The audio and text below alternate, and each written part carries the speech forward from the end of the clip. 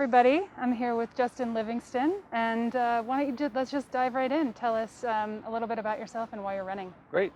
Yeah, no, I think you appreciate the time, and thank you for the source for doing this. I know it's a little different than what we did 4 years ago, but I appreciate you guys for being flexible and kind of matching with what the times are. So my name is Justin Livingston. I currently serve on the City Council in position 1, coming towards the end of my second term. And really the reason why I decided to run initially is really because my wife grew up in Bend, went to high school, and when she graduated high school, and I won't say the year, but towards the end of the 80s, there really wasn't any opportunity. And so she was really forced to move out of Bend. Now, fast forward, a good amount of time, Bend has lots of opportunity, but it's becoming unaffordable.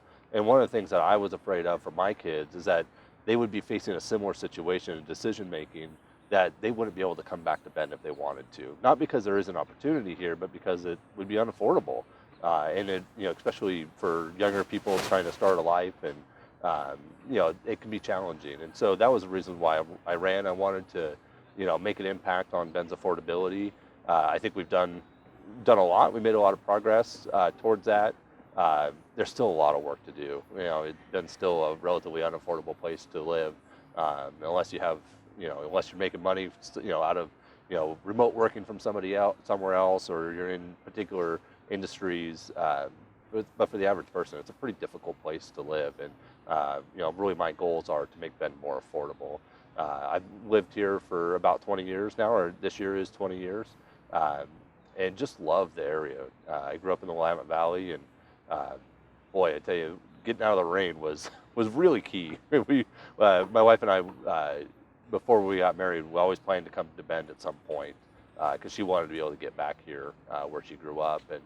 And fortunately, we were able to do that pretty early on, even right after getting married. And we were able to make a go of it. But I just have really concerns that we're pricing people out of Bend.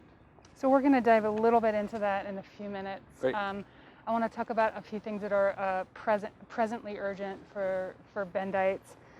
How has the position of city councilor changed during the pandemic? Wow. Well, it's really different in the fact that we don't meet publicly anymore. We're not in person. So we do obviously we do our meetings virtually. And I think we need to do that, in order for public safety. But at the same time, it does change the dynamic, and it even changes the dynamic of, public comment, and we're not seeing people, we're not seeing their body language and those kinds of things. So it definitely has changed things. It's been pretty intense the last 5 months. The workload and just the amount of, the volume of issues that we've been dealing with the last 5 months, and I think kind of all relate to the pandemic, has been quite a bit. And, I would say it's been more intense these last 5 months than maybe the last 3.5 years. Yeah. So it's been challenging for sure. So this is a little bit piggyback off that. What does leadership look like for a city councilor in Bend today? Yeah, so I think, just being a strong leader and listening to all voices, but also, being strong and steady in that leadership. And, one of the things that I really key off of is that servant leadership. I'm here to serve and really meet the public where they're at on things. And I know we have a pretty diverse, not only just a diverse council, but we have a pretty diverse city as far as thought goes, and people's positions on different issues. So it's just trying to kind of match, where we, finding a balance between all of that. Mm-hmm. So tourism is a big issue, maybe not issue, but topic for people in Bend. It's a stream of revenue. What should the city's position on tourism be as the pandemic appears to be stretching into 2021? Yeah, and to me, I think, and what I've always tried to do is really drive my decision making off of data. And whatever the data leads us to is where we need to go. And so I very purposely reached out to Deschutes County Public Health and to their contact tracers, because I want to know where are cases coming from, how's it being transmitted.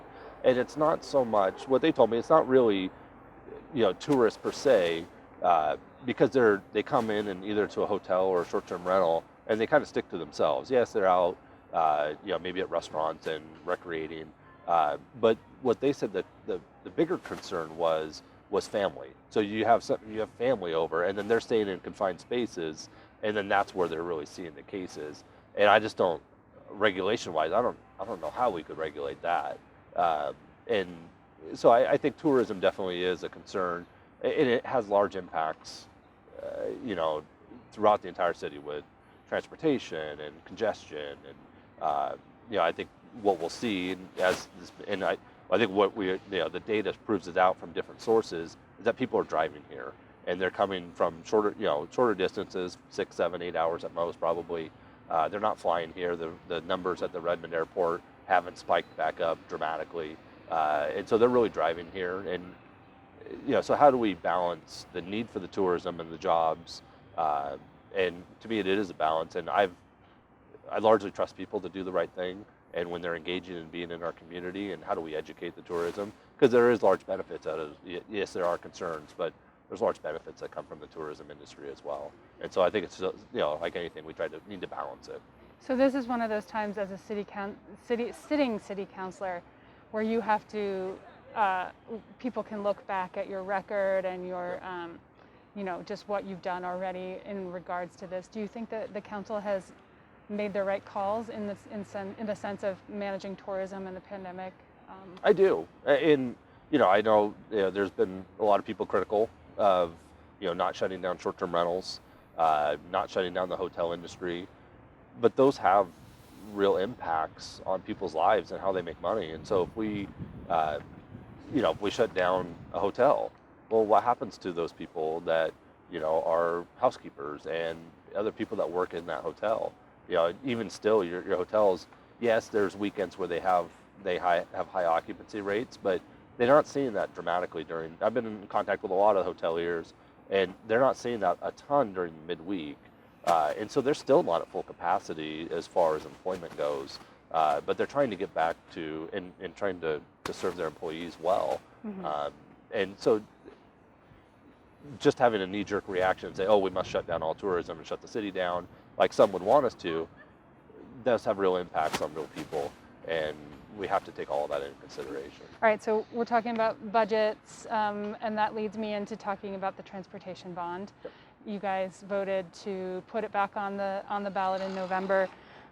So what's your personal position on that and the specifics of the bond? Just tell me where you land on all of that. Yeah, so I'll start off that fully supportive of the bond itself and the projects and the need for the projects. There's no doubt that we need them. I actually opposed putting it on the ballot, on the November ballot, because we really need to make sure that this is successful. And typically when you put a ballot measure out there, and if it's unsuccessful, it's a long time before you could go back out to voters and ask that same thing again. And I think with the current economic situation that we're dealing with and the uncertainty, and then as we don't know yet how fall's going to go and how people are going to deal with kids and with distance learning and what that all looks like. I think there's still some challenging economic times. We have 10.3% unemployment right now, and asking voters for almost $200 million or $190 million of a tax increase at this point, I wasn't comfortable with, and mainly because I want it to be successful, and I have concerns of it being successful come November. And I was a proponent of actually waiting. Let's wait till May. Let's see what the economy does, or maybe next November. But let's take a pause on it. Like I said, I fully support the bond and the package of projects. It was very well negotiated. There's a lot of things in there that I'm not a fan of, but I think it's well representative of the diverse council that we have and of the population and the wants and needs of the population.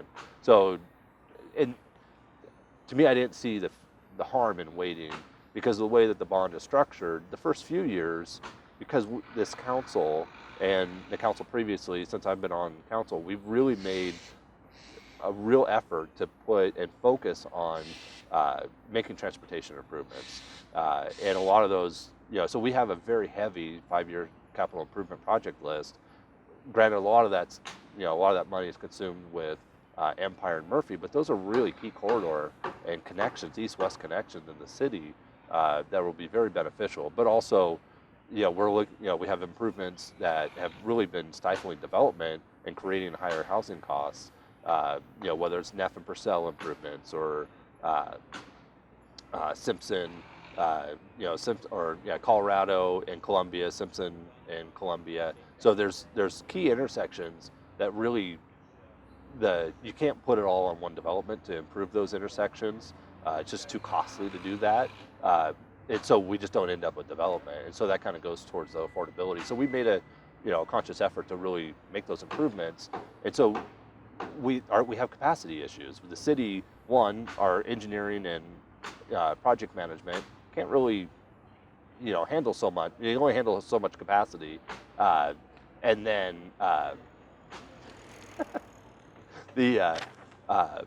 and the other thing is that you can only shut down so much of the city to do so much work. And drive out on the northeast part of town, on any day out right now. We've got so many detours going on out there. We can only ask so much of the population to deal with that and manage that.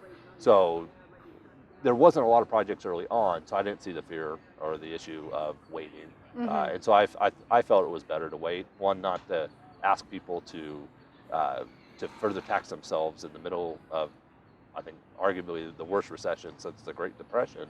And then also there just wasn't any harm because we weren't going to do a lot of projects up front anyway. Gotcha. So moving on to, we had a pretty significant event happen in Bend this past week. It involved leadership of every ilk, I believe. What's your assessment of the city and city police handling of recent ICE and immigrant detainment situation? Specifically, do you believe it was appropriately handled by the city and the city police? Yeah, I think this has kind of been eye-opening for me in people's understanding of what sanctuary laws really do mean and what they can do. I think there are expectations of people that sanctuary laws means that no law enforcement can interact or do anything. That's just not true. I mean, the federal government still has full purview over immigration. Now, our city police and state resources can't be used to enforce immigration law, and so that actually almost forces more federal involvement locally than what we might like. I've talked to the chief since then and talked to the city manager quite a bit about it, and I think with the information that they had in real time that they knew, I feel like Bend PD did the right thing and they made the right decisions during that process. I didn't see, part of me wishes that we could have maybe done something early on to, there really wasn't a scenario that was legitimate where you would not have ICE leaving with those detainees. All scenarios led to ICE leaving or federal agents leaving with those detainees.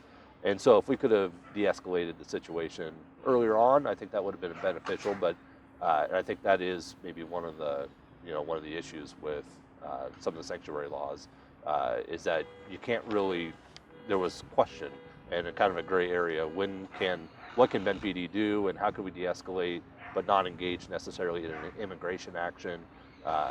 And so I think with the information that Bend PD had at the time, they did all the right moves. I just want to point out for those who are watching, it's called My View. We let everyone choose their place where they want to meet, and Justin chose to meet in front of Mirror Pond. So it's a busy place. Sometimes people are going to walk by. It is. Yep. Yeah, people are going to walk by. It's a wonderful place, but it can be busy at times. Yeah, it's popular for a reason. Yes. Okay, so this is a little bit of a piggyback off the ICE situation. Do you feel like the city is doing enough to support diversity, equity, and inclusion? And if not, what would you do? I do. I honestly, in our goal setting that we did last year, kind of when the new council was seated, we made a conscious effort in our goals to do more diversity, equity, inclusion, and really, there was one councilor in particular that wanted it just as a standalone goal, and I felt, okay, if we're going to take this seriously, it really needs to be filtered through everything we do. We need to be equitable. We need to be inclusive of everybody.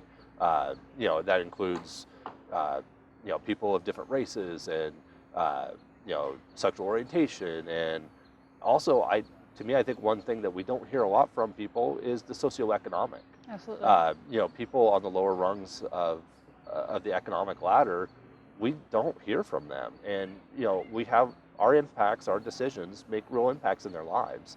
I regularly tell people, pay attention to your city government because I could impact somebody's daily life far more than anybody in Salem or in Washington D.C. ever could. Detours are a good example of that. Mm-hmm. And at the same time, I don't think that our city business needs to be partisan either. But I really think, hearing from all those, voices, we need to do that. We need to input that. Sometimes people want, when they have their voice, when they make their voice heard, they automatically expect you to listen and do exactly what they said. But really, I think the job of the council is to have, to hear all those voices and then balance them, and then find that happy medium. And I figure if we bother everybody a little bit, we probably found the right decision in our policy making. Because it is a balance. We do have a wide variety of different people and viewpoints in the city, and we need to hear them all. Mm-hmm. I think baked into the conversation around equity and inclusion is the topic of growth, and as we grow, we continue to become more diverse as a city. And growth brings a lot of challenges. Yep. What do you see as the top 2 challenges facing Bend in the regard around growth, and what do you propose to deal with, or how do you propose to deal with these identified challenges? Yeah, so obviously I think the 2 biggest impacts that people feel, and what we've heard from people regularly over the last number of years through statistically valid surveys that the city has done, it's affordability, and it's traffic, it's congestion, in our transportation system. We passed a new transportation system plan that will go out 20 years last night. I think that has a really good mix of projects that will kind of make everybody a little happy. It'll reduce congestion. It'll make intersections safer. It'll make biking and walking safer and more connected. So to give people more variety of options in their transportation, which I think is all great. And and it kind of changes our transit and how we do transit. Right now we have a hub and spoke model, but really kind of spreading that out and having smaller little mini hubs all over the city. So I think that's one way to deal with our transportation, and we had sometimes these planning efforts take a long time, and we had a committee of citizens that was 2 years in the making in order to get to where we did last night. It was kind of anticlimactic, passing that, but a lot of work and a lot of time from a lot of people ended up into that, and I think we ended up a pretty good transportation system. Affordability, housing is. Being a realtor, housing is kind of one of the things that I understand really well. And the land use system, Oregon's land use system kind of puts some guardrails on what we can and can't do and the way it operates. And so we can only do so much development in certain ways, and we have to have a certain mix of development. And we can't just go out and sprawl all over the place. And while that might make it a lot more affordable, it's not necessarily desirable in some other aspects. And so really, where we can, lowering those barriers to build a lot of different housing types. We're working right now on micro units and how we do, so those are more like single room occupancy, tiny homes. How do we get a wider variety of different housing types? And because our affordability problem in housing, which drives a lot of our real estate, the expensive real estate in the city drives a lot of other costs as well. And so really, getting that, we have a lack of inventory. We have probably more than 5,000 units that we are in deficit of for people that make, 100% of the area median income, which is about, 70,000 for a family of 4. So people that make 70 grand and less, we're missing about 5,000 housing units for those people. And so how do we get those housing units on board? And if there's barriers to the development code, let's change them. Or if there's other barriers in infrastructure, I think so that's why some of the, the focus, particularly on transportation infrastructure, we have to figure out those barriers and how do you get housing cheaper and make it cheaper to build. So do you want to comment at all on the code changes that were made, sometime in the time before the pandemic now? it seems like a really long time ago. Yeah, so I actually started, prior to being on council, I was on the Affordable Housing Advisory Committee for a couple of years. And we put through a number of code packages and changes. We created accessory dwelling units, made those easier to build. Cottage code, we developed a cottage code. And some of that is, okay, we put these code packages out there and to be able to create new housing types. And if we're not seeing it, then we need to be checking in, and I check in regularly with different builders and ask them, hey, we put this cottage code out, why aren't you building it? And okay, so give us feedback and what's in the code and what doesn't work for you, and let's constantly, sometimes there is a desire or I think some people look at the code as gospel, and it doesn't need to just be hard and fast. If it's not working, we need to fix it and change it.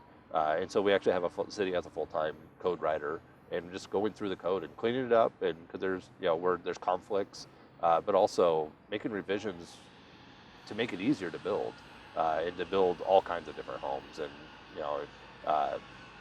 a lot of those code packages I think have been, when you look at particularly like you look at accessory dwelling units, from what we did, and we look at the numbers of what was being built to the last few years, the numbers of those units are being built dramatically higher, and because this government had barriers to building those types of units, and so wherever we can do that, we need to be doing that.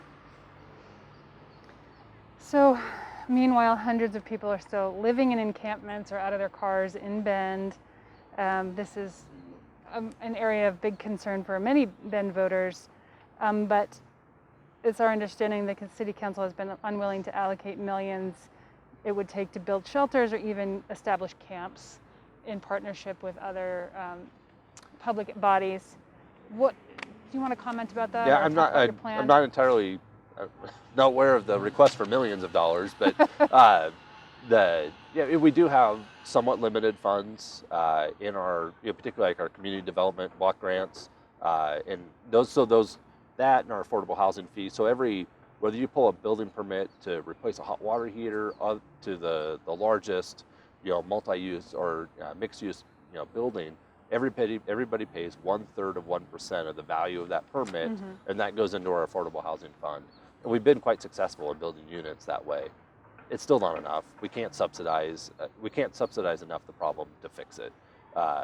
Although I say that, but we also have one of the most successful affordable housing programs in the entire state, probably only second to Portland as far as the number of units being built.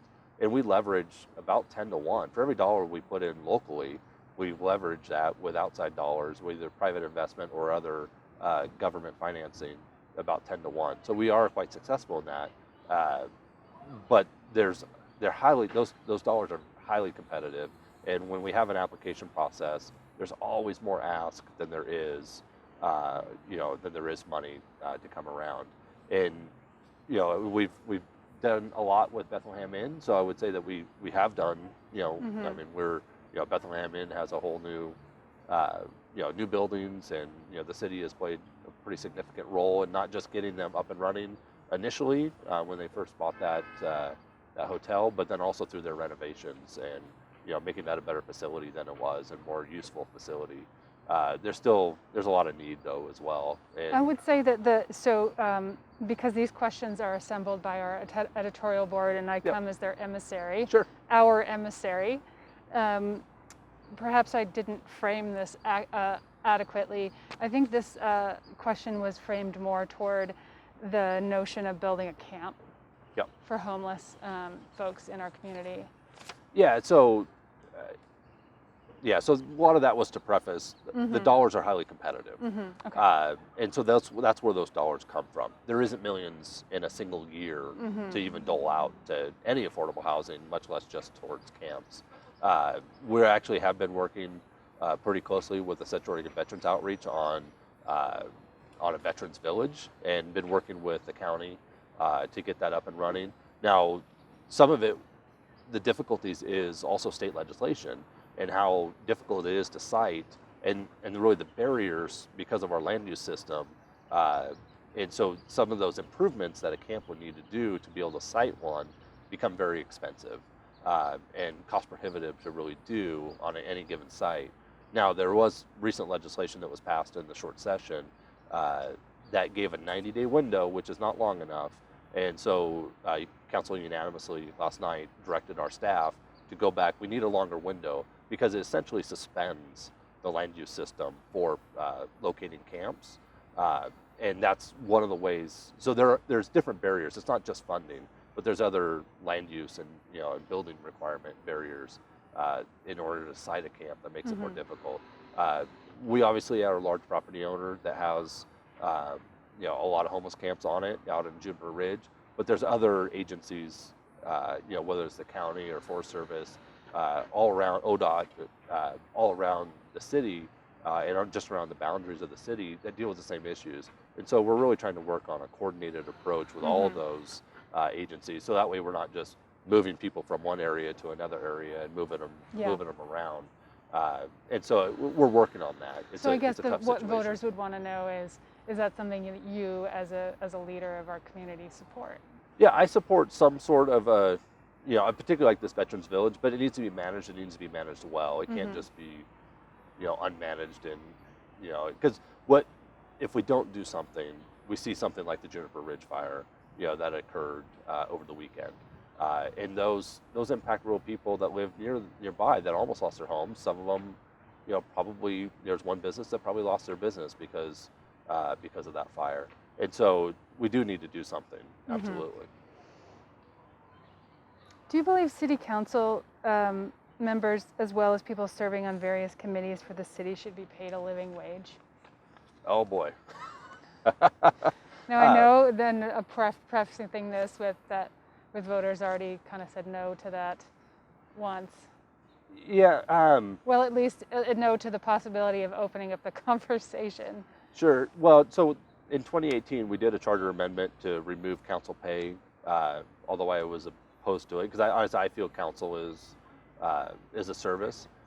If we wanted to restructure our government a little bit, I think that's worth a conversation. If we wanted to restructure and have more full-time type counselors, and I think as our community grows and the need for constituent services as a counselor grows and people want that engagement, it does make it difficult to have a full-time job and serve on council at times. So I'm open to the conversation. I think there's a lot of details that need to be worked out and what that would look like. And the committees, I don't know, a living wage I think might be a step too far, but I think there will be some discussion.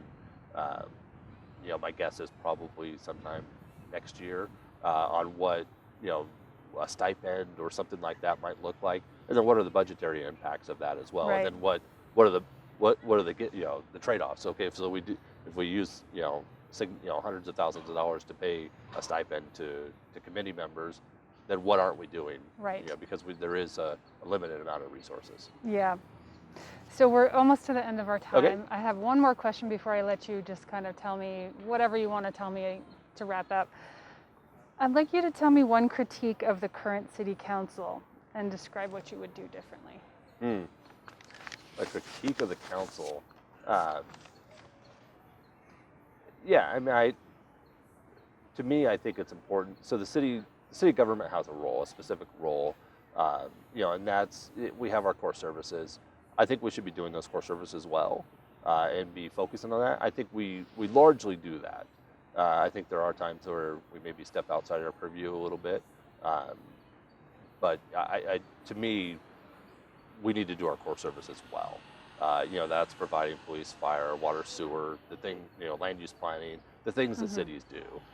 There's definitely a role in people's lives for a city government, and we just need to be doing that really well. And that's been my primary focus is make sure that we're focused on our core services and doing those well. Can you give me an example of how the council might have deviated from that, and that that made you answer that way?